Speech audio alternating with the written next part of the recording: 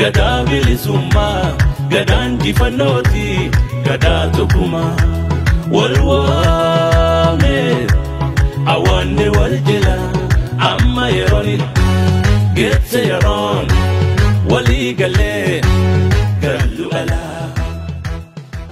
Yoo jennee kabajamtoota daawwattootaa fi hordoftoota miidiyaa Nuubiyaa akkam jirtu fayyaa keessanii har'allee keessummaa tokko isin qabannee dhiyaannee jirraati. Keessummaan keenya kulleen nama haaraa miti nama isin beektanu baga nagaan dhufte keessummaa keenya. Baga nagaan eeddan jedha. Egaa maqaan keetii duraanii maqaa Habib Kamal Kiyyaalli siin jedhan egaa qabe. Amma. Ammoo dabaleera amma bitta. Ubi generation jette amma. Jaalattoonni fi dinqisiifattoonni kellee akkanatti mufanne maqaa keelachuuyyuu siidhaa'eera. Galatoome. Baga nagaan dhuftan jedha. Baga nagaan eeddan. Tole gara qophii keenyaa seenneerra.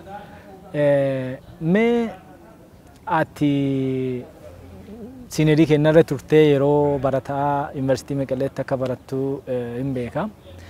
Achi baatee immoo gara gorte si dhabane. Garam gorte? Gara namni baay'een gore gaafas. Gaafas yuunivarsiitii akka baheen yeroo iddoolee dubbadhee jira. Akkuma eebbifamneen Maqaleerraa nama 17 dokumentiin dhoorgatame. Nama 17 keessaa kan nama 14 fudhatanii namni 3 kan nama 3 ammoo hafe. Inni dhoorgatanii kan ta'e eebbifame. Sagaltamii sagal na fakkaata eebbisa. Sagaltamii sagal ta'ee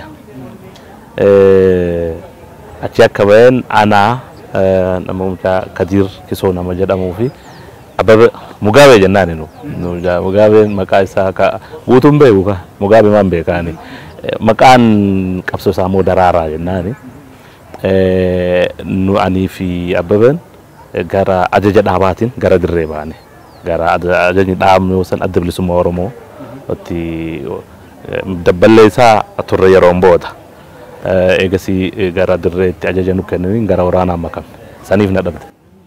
Garam jechuudha waraana garamii? Zoonii Kibbaat Sololoo achi turre achi maka.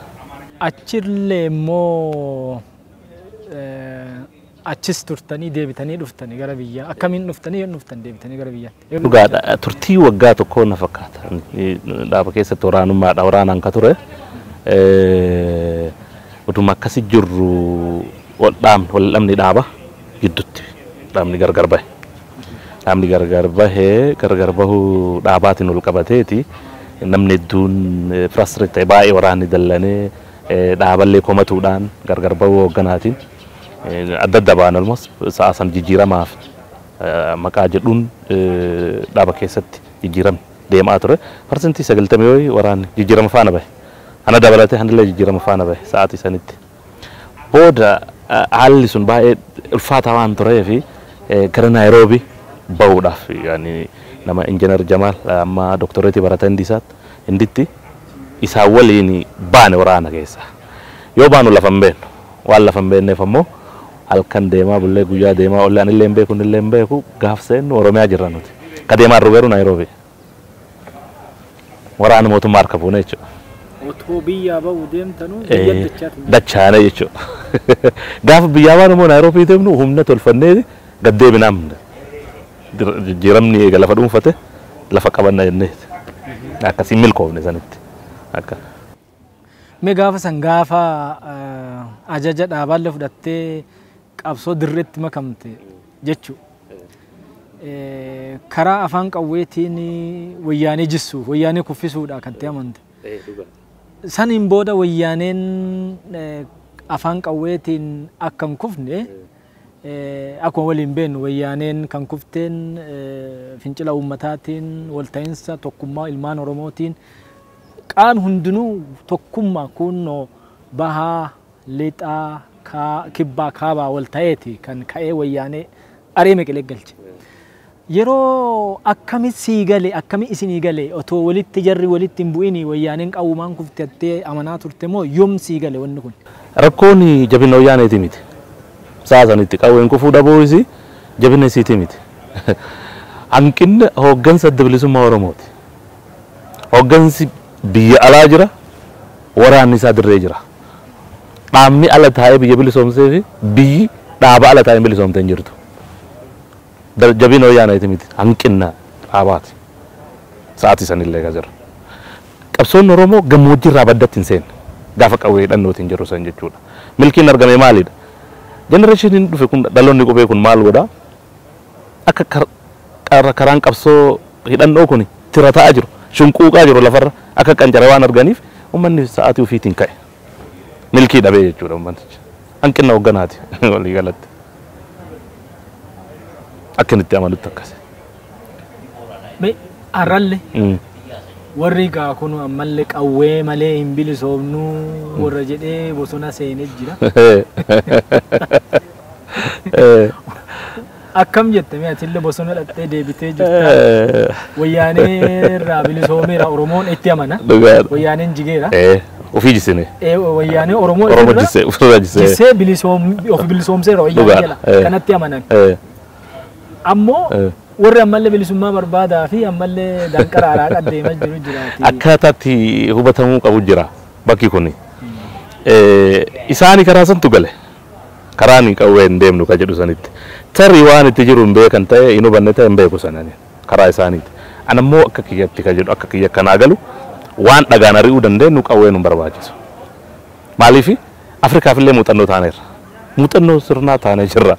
Sudaan illee nurra laaltee Albashiir hin jijjiiratte. Nurra ollaan teenna jechuudha Albashiir hin jijjiiratte. Karaa nagaatiin akka feenetti waan feene godhuu hin dandeenye. Gaafa immoo qawwee fuutee muka galtu. Adda bilisummaa Oromoo yeroo iddoo waan itti jedhaa ture qabsoo ofirratti hirkannoo jedha firan qabnuu jedha amma firee isaa argame. Loluudhaaf dubbee si barbaachisaa ollaa si barbaachisaa waa hedduu si barbaachisa. San booda immoo uummata keenya keessa teetteeti ka gootu. Ammoo karaan sun isaanii galee itti milkaa'aa isaanii galee ta'a karaan sun anaan beeku karaa sanitti ani hin beeku. Ammoo irra deebi'a waan barbaaddu akka dhagaadhaan injifannoo galmeessitu uummanni Oromoo uummata Itoophiyaa illee barsiiseera. Tigireen illee nurraa baratte amma itti deemaa arti na fakkaata. Yaana garagalchuuf. So karaa nagaatiin qabsoo keenya deebifnee gammoojjii galchuurra magaalaa baafneeti sirbee jira na fakkaata. Uummanni bosonaadha amma booda. Uummanni keenya nu bosona waan feene argachuuf ka jedhu. So mootummaan Afrikaa waan hin dandeenye wanni jabaan mootummaan Afrikaa hin dandeenye qabsoo karaa nagaati. Kan ittiin injifatamullee. Kanaaf filannoon kiyya qabsoo karaa nagaati anaaf akka kiyyaatti. Uummanni Oromoo qabsaa'eera akkuma dura jedhee wayyaanee illee koffiseera jechuudha. Silaayuu bilisummaaf jijjiiramni suuta suutaan akka nama boqqolloo qotee facaafatee aramatee bineensarraa eegee nyaatuutti jijjiirama. Bilisummaan barachuu, bilisummaa hojjechuu, bilisummaan jiraachuu, barachuu, daldalu. Ammoo kanuma wal qabatee jijjiirame dhufeera. Jijjiirama kana warri itti amananii jira baay'eetu jira. Kun akka qilleensarra argaa jirru. Ati jijjiirama kanatti amantaa? Waan namni naan finneef ofii waan fideef uummata kiyya waliin itti amana. Jijjiirama uummata fidate. Hanqinni jira jira. Hanqina maaliin guuttatta? Akkuma kaleessa qabsooftee jijjiirama itti fidde hanqina jirullee qabsoofnee guuttachuu qabnaa jedhee amana. An akkasitti amana. Qabsoodhaan waan hanqate guuttanna. Waan argannillee tiffata. Waan nuuf immoo qabsoon guuttanna amana. Jijjiirama itti amana. Maaliif aan ofirraa an takka tasgabbaa'ee maatiin kiyya na waliin sooma hiikeen beeku. Maatii kiyya waliin jiraadheen beeku takka. Garuu waggaa lamaaf akka gaarii jiraadhe nagaa argadhe. Kun jijjiirama. Namni naa kenne hin jiru. Eenyuun naa kenne uummata kiyya waliin qabsaa'ee uummanni qabsaa'ee jijjiirama kana fidate. Jijjiirama kana yoo fidu immoo guutuu waan inni barbaadu argamee kan hin argamne. Isa maaliin fidda? Ammallee qabsoon fidda. Akkasitti amanaa jechuudha. Mee qeerroon tanaan durallee qabsaa'eera. Qabsaa'eera jechuudha. Jijjiirama amma dhufe kana keessallee dargaggoonni jechuudha. Jijjiirama amma dhufan kana keessallee seenanii akkuma amma baante waggaa lamaan nagayaan sooma kiyyaa wanni hiikeera jette. Akkuma kana nagayaa hojjechuu dorgomaa ta'uu jijjiirama amma dhufe kanatti fayyadamee saboonni biraa dargaggoonni biraa misoomarra jiran dorgommii keessa jiran daldalarra jiran hojiirra jiran kee nagariin immoo kan wanni kun hin galleef jiru fakkaata yoo ilaaltu sooshaal miidiyaarraa yoo ilaaltu maaliidha ammallee ganaa waan jijjiirama fidu itti fakkaata. ati dargaggeessallee kaleessallee dargaggeessa teetee qeerroo turte mee warra kanaani hubannoo keerraa kaate kaleessa maal ture maal dhabnee akkasii qeerroon keenya qeerroon 5,000 akkasitti wareegamaa ture qonnaan bulaan barataan jechuudha. Maal dhabnee ture har'a immoo maal arganne kan ammoo akkamitti eegachuu qabna waan jedhu irratti mee muuxannoo atuu qeerroodha atuu dargaggeessaa waan keessa darbite waan argite waan immoo eeggachuu qabnullee muuxannoo keetirraa kaachee waan taajjabdelle menuu himi. Ani dhaamsi kiyya baay'ee ifaafillee gabaaballee dhugatti kaleessa qabsoo diddaa keessa turre. Qabsoo nadhagoon ammoo qabsoo bulchiinsaati. Akkami bullaa fi akkami bulchinaa bira geenyeerra. Barcuma siyaasaa argamne kana akkamitti sine akkami bullaa akkami bulchinaa eenyuun bullaa karaa kamiin bullaa achi geennee jirra. Kaleessa immoo qabsoo diddaa irra turre diddaa maali waan nuuf fe'ame diduu fi hiriyaan argame kan argamsiisuuf turre. Amma wanni nuti uf qopheessuu qabna. Jijjiirama arganne kana keessatti wanni nu bulchu bulchiinsi amma jiru nuun taane taanaan karaa kaleessa ittiin dinnee isaanii ni miti kamilki arganna. Bulchiinsaaf bulchuuf uf qopheessine kaampii keenya tolfanne karaa nagaatiin kaardiidhaan bulchiinsa keenya jijjiirannee bulchuuf uf qopheessuu qabna. Kanaaf waa lama nu barbaachisa. Inni jalqaba diinagdeedha. Hawaasni diinagdee hin qabne siyaasni isaa milkiin argatu jechuudha. Gaafa diinagdee qabaanne nama jalan seenu. Gaafa diinagdee qabaanne harka namaa neenu. Gaafa diinagdee qabaanne hin ergamnu. Hin erganna malee. Hiree argamne kanaan olola garagaraa ittuma dhiifnee lafa kenneetuma waan dinnu didaa waan fudhanne fudhataat diinagdee taajabaannu jedha. Gaafa diinagdee qabaanne politikaan nuuf ifa. Ammoo ani yeroo baay'ee wanni jedhu uummanni keenya akka Oromootitti akkuma addunyaatti uummanni hawaasni seera kabajuu qaba seera beekuu qaba. Hawaasni guutuun politikaa yoo hojjetu politikaan hin jiru. Jarme siyaasaa illee nu barbaachisu akkasii. Kana itti dabalee paartii warra qabsoo gaggeessu wanni dhaamu barbaadu jira. Hoggantootaaf illee ta'e paartiif illee uummataaf paartii jidduu irratti illee paartiin siyaasaa uummataan hoogganamu hin milkaa'u. Uummanni paartiin hooggana. Paartiitu uummata hooggana. Saayinsiin akkasii. Kanaaf sodaa uummataatiif waliigaltee qaama waliin godhuu qaban irraa akka hin qabne dhaamaaf. Qaama walii hojjetuu barbaadan walii hojjechuu illee akka qaban dhaamaaf sodaa uummataatiif. Uummanni illee ammoo mirga isaanii kabajuufii qaba.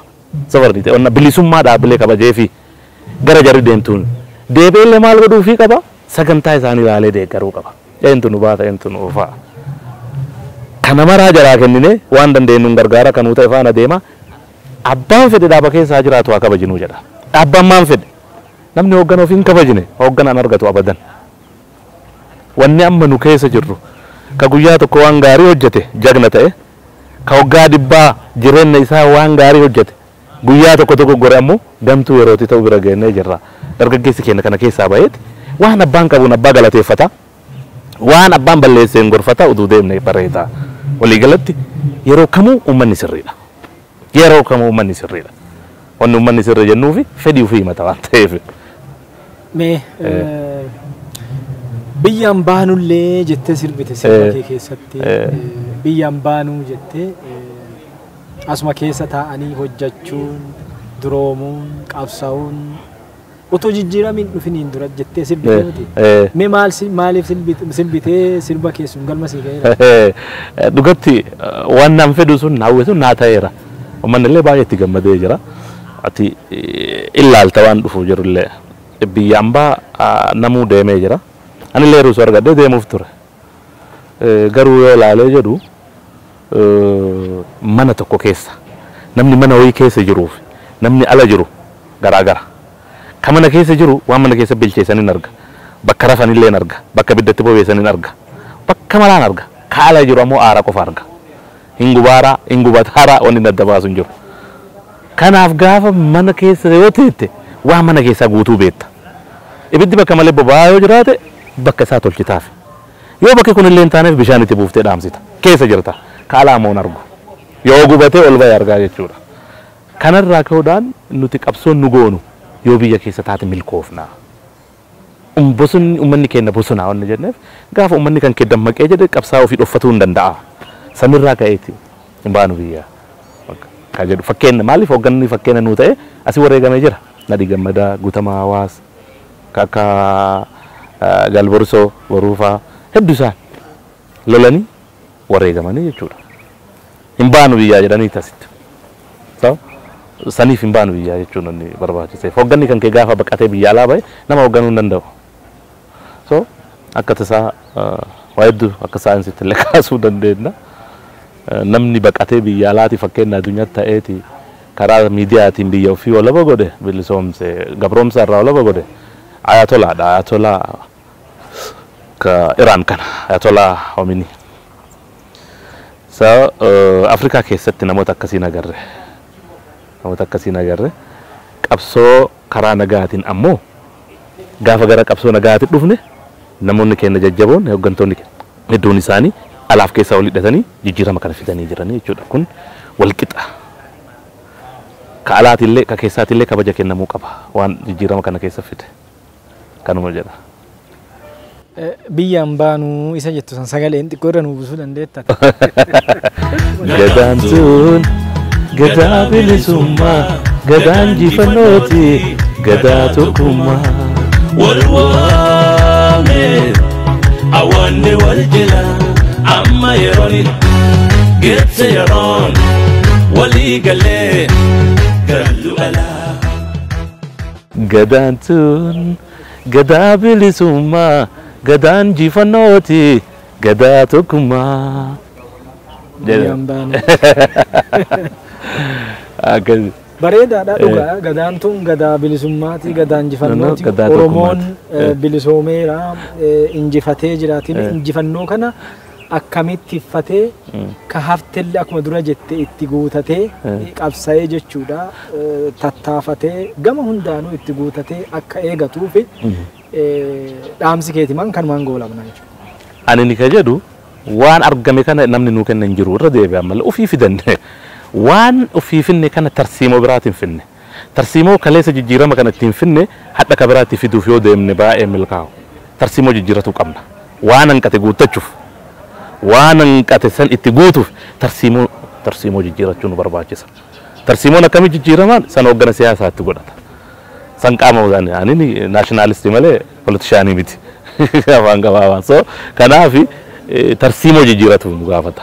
Waan hanqate san akkamii guutanna yoom guutanna eenyu nu guuta ka jedhu ammallee irra deebee ka himu waan ofiin arganne jijjiirama ofii finne namaa kennuu nu barbaachisu nutu fidate ummata fidate akka gaarii deeme kanaaf tarsiimoo jijjiiramu nu gaafata yeroo kamuu warraaqsi gaggeeffamus qabsoon gaggeeffamu jaarmee siyaasaatiin ala galman gahu ummanni qabsaa'ee dhuma dhaqee teennoo barcuma irra taa'u nama barcuma irra taa'u qopheeffatuu qaba kanaaf waan arganne kana tiffanne waan hafe ammoo qaroominaan guutakka 2 3 4 jenne wanni nu hafe kana jenneet dhawaataan guutataa deemuut qabsoon teenya kaleessa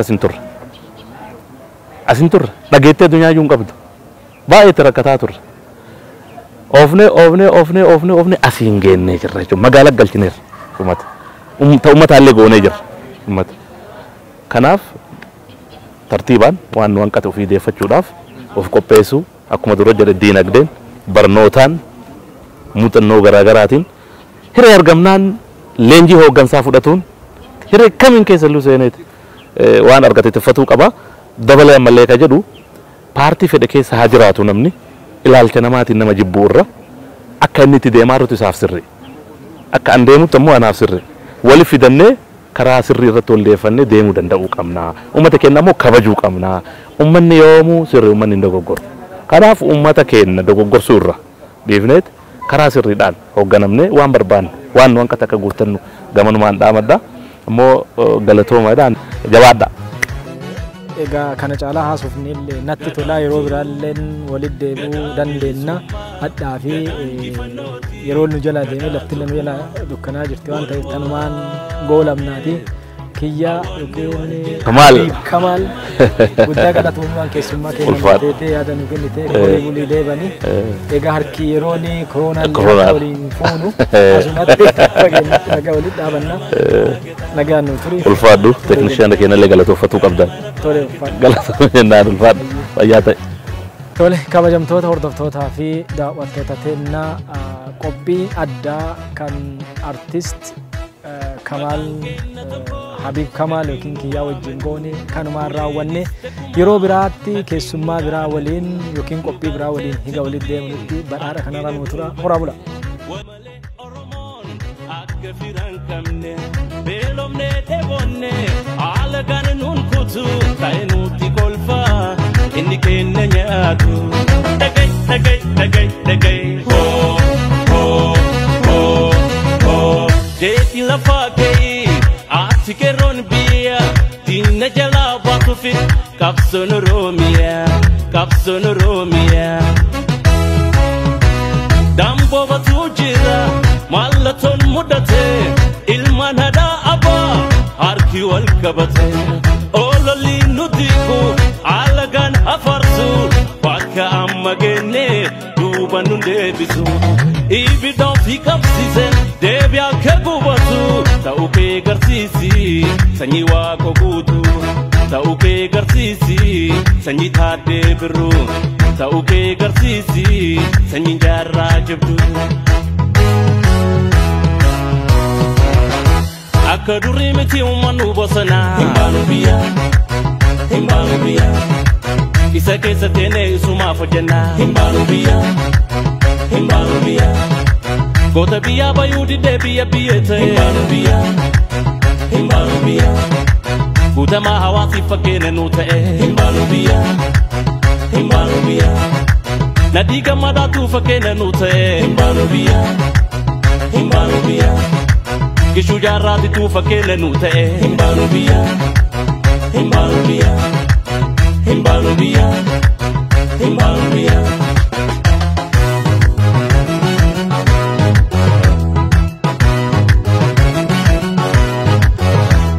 gadantu gadabilisuma gadan difanoti gadatokuma walwame awanne waljala amma yeroni get yaron wali gale galu ala garamana bagada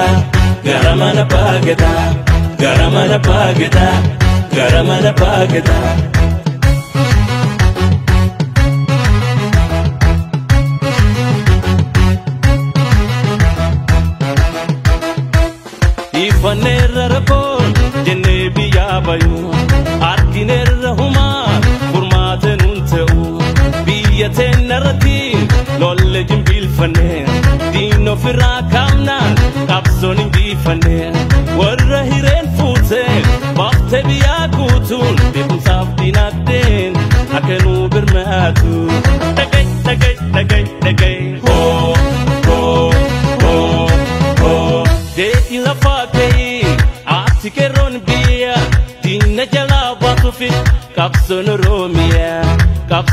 romia dambo batu jira malaton mudate ilman hada aba harki wal kabate ololi nudiku alagan afarsu baka amagene duban ndebisu ibi don't pick up season debya kegubatu tauke garsisi sanyi wa kogutu tauke garsisi sanyi tade biru tauke garsisi sanyi jarra jabdu akaduri meti umanu bosana himbalubia isake satene isuma fajana himbalubia kota biya bayudi debiya biyete himbalubia kakala dawanu fakene nuse himbalubia nagasa wagitu fakene nuse himbalubia museni jimatu fakene nuse himbalubia